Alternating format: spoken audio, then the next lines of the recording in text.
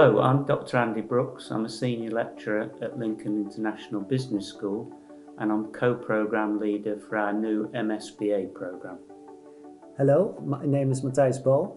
I'm a professor of responsible management at the Lincoln International Business School and I'm a co-programme leader of the new MSBA with Andy Brooks.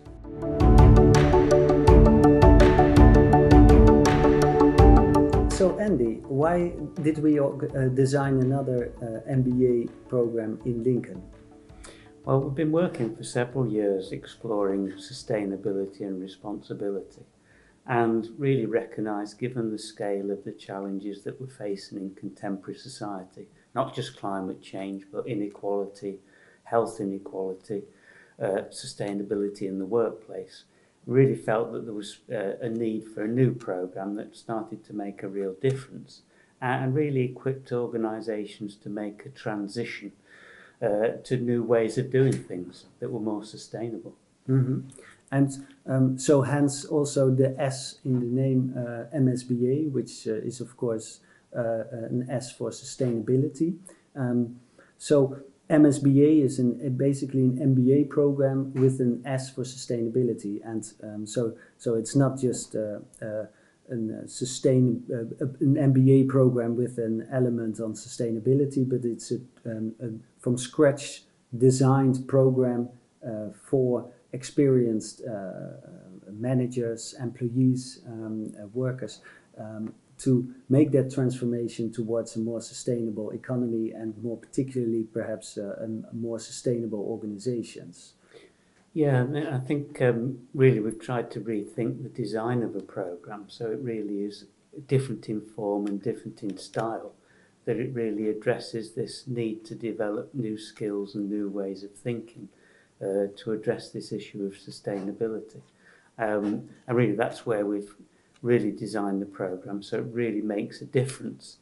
So as you say, it's not simply about discussing sustainability, it's what does sustainability mean for the way we manage, the way we organise, and really how do we do things differently?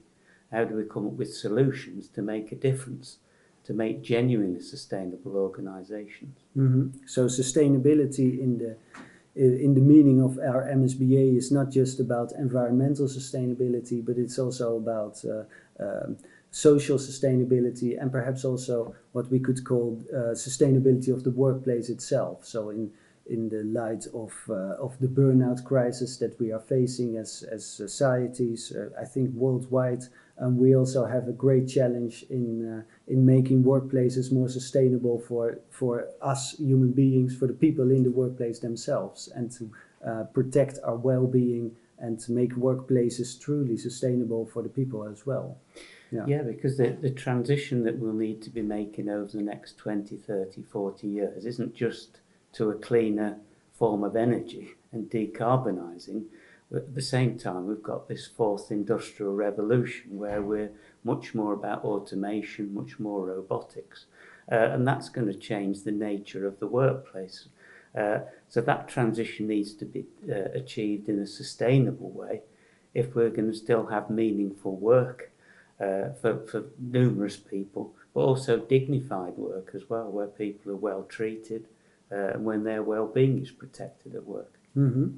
And so our MSBA, so our Master of Sustainable Business Administration, how would it actually look like? How will the program be structured? Well, the structure is quite different than our other programs. So we are looking to, conventionally, programs are structured in a very modular way, and you would do a module on finance, on marketing, managing people, all those conventional modules which have value in themselves. But really, when we're talking about sustainability, we're talking about tackling the world's major challenges and the significant societal challenges. And they're very complex problems that don't come neatly packaged as managing people or managing finance. So the whole programme is structured more about how do we understand these problems and address those problems from a multidisciplinary perspective. And I think that's what we've really at the heart of how we design the programme from the start. Yeah. And when students enroll on our program and start the MSBA, many of the challenges they face in their own work, in their own everyday work experiences, do not come in this modular way as a leadership problem or as a logistics problem or as a financial problem. As you say, they're always complex. So our program is much more designed to actually fit the lived experience of our students. So to reflect actually the complexity of the problems that our students face in their own working lives, in their own organizations. So, yeah. Yeah, and I think the thing with the challenge is making the link between these global problems and global targets to reach reduce CO2 emissions and those global targets, and actually translate that. What does it mean day to day for managers and professionals in organisations? And the benefit of MBA programs generally, but this will be particularly rich in this program, is we'll have students from across various sectors, and part of it is learning what sustainability means in each of those sectors, and that will create creativity and innovation in the sort of solutions that can be developed. And I think we've reflected that in the sort of design, not just of the delivery of the program, but the whole structure of the program. And I think that's reflected in this way we think knowledge will be developed as well. Yeah, and because so many of the students will have quite busy jobs in their organizations, the design of our program is also actually made to offer students 2 to 3 day immersive events 5 times a year, so that we have these 2-day immersive events where we can really dive into the theme of each event. And so you can really get away from your daily hassles at work, and during these 2-day events with the group as a cohort with all the other students, develop our understanding and our knowledge, and to theorize on each theme of the event, but also, of course, importantly, collaboratively develop solutions around each of these themes, such as social and environmental justice and the political system and so on. I think the benefit of the 2-day immersive event is that we can bring in a number of different speakers and experts and input to the programme that we probably wouldn't have the flexibility to do so easily in a conventional programme. So in the style of the event are almost like an immersive conference where we'll have a number of contributors, but the students and members of the cohort are also active contributors too.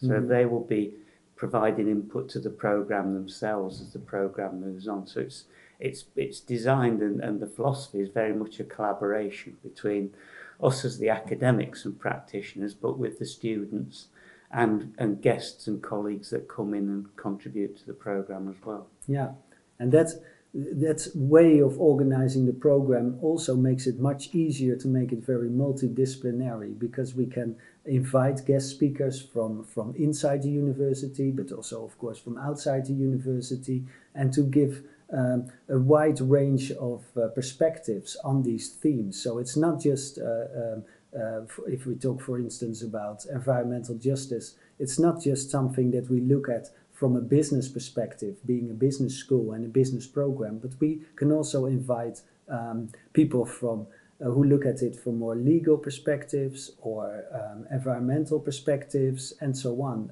political perspectives. So through our design, we can also make our program much more multidisciplinary through the inclusion of a wide range of perspectives to really understand the problem, and on the basis of these much richer understandings are also able to develop much more fitting solutions with the group, with each other. And so, Andy, what does the MSBA actually offer the students in terms of its benefits, but also for organizations? I think there's partly an individual benefit in terms of we're increasingly coming across this in conversation with students at the university already, that people want to make a difference, they want some meaning. And what people are convinced about wanting to make a difference and contribute to dealing and bringing about more sustainability. And this programme genuinely offers an opportunity to learn more but also make a difference. But clearly it's also linked to making a difference in organisations and professionals as well. Many organisations are now they've made a commitment to become more sustainable, but they still need to make that transition, take action to do that, and increasing the skills of professionals and managers to enable that transition is something that's going to be of value across a number of sectors. So we're really equipping students to play a real part in that transformation and build careers around transforming society sustainably. Mm-hmm. Yeah, because in the end, the transformation towards a more sustainable society, sustainable economy, sustainable organization will start with each of us individually in terms of how we can contribute to this transformation. And this is what the program is also offering, I think, to each student entering the program, that we, throughout the program, you develop the knowledge, the understandings, the necessary theories to understand how this transformation can be brought about. But then also, of course, working collaboratively with the other students, with everyone teaching on the program, with all the guest speakers towards solutions that can actually be concretely implemented in organizations in a collaborative way as well. Yeah. So I think there's definitely benefits at that student level, but I think it's important to think that this is a programme that we will be expecting for organisations to be sponsoring students. So what would you think, Matthias, would be the benefits from an organisational perspective? Why would an organisation sponsor students to do the programme? Well, I think first, every organisation in our economy, whether it's a private organization, commercial organization, whether it's a non-profit organization, we all have to make the transition towards a more sustainable society. So every organization has their role to play.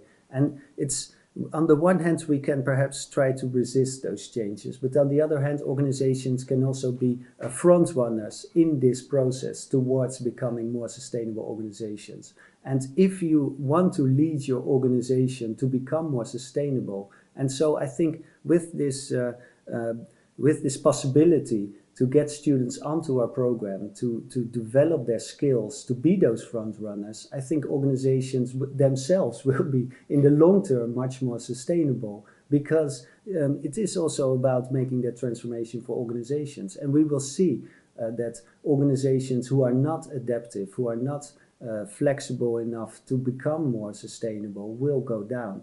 And so it's, for the organizations, there's a huge benefit in proactively learning how to contribute to this sustainable transformation. Yeah, and I think even in the short term now, there's a lot of the procurement policies in the UK now that actually win government contracts in the UK. There's a requirement to demonstrate social value. Mm-hmm. And how an organisation is contributing social value. So again, there's even a short-term pragmatic benefit mm-hmm. of having staff within an organisation that understand what social value mm-hmm. is and how to generate that. Yeah, so in short term, it could be in terms of winning contracts. Yeah, and beyond all, of course, I think many more individuals across society are now very much aware of the need towards this transformation towards more sustainable organizations. So in the end, it's also a good thing that we want as human beings. And we have many employees are also experiencing a lack of meaning in their work. And our program is also an opportunity to put this centrally and ask ourselves, okay, how can we actually create much more meaningful workplaces where